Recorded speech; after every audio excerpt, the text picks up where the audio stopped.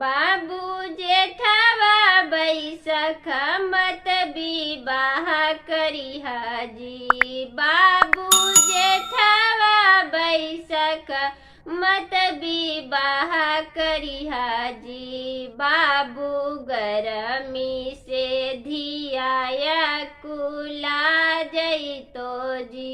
बाबू गरमी से धियाया कुला जइतो जी।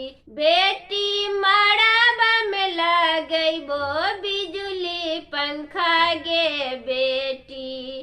बेटी मड़ाबा में लगइबो बिजुली पंखा गे बेटी।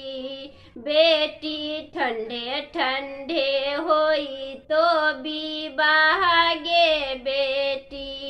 बेटी ठंडे ठंडे होई तो विवाह गे बेटी। चाचा जी जेठावा बैसख मत विवाह करिहा जी।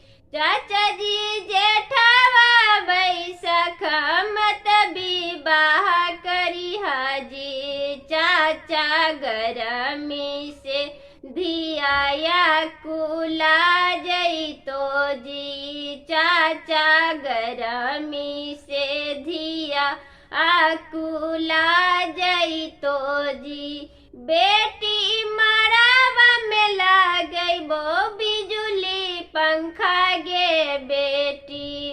बेटी मड़ाबा में लगइबो बिजुली पंखा गे बेटी। बेटी ठंडे ठंडे होई तो विवाह गे बेटी। बेटी ठंडे ठंडे होई तो विवाह गे बेटी। भैया जेठावा बैसख मत विवाह करिहा जी। भैया गरमी से बहिनिया कुला जइतो जी।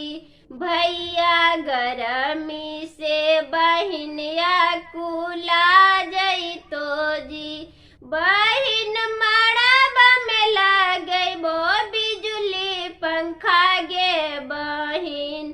बहिन मड़ाबा में लगइबो बिजुली पंखा गे बहिन। बहिन ठंडे ठंडे होई तो विवाह गे बहिन।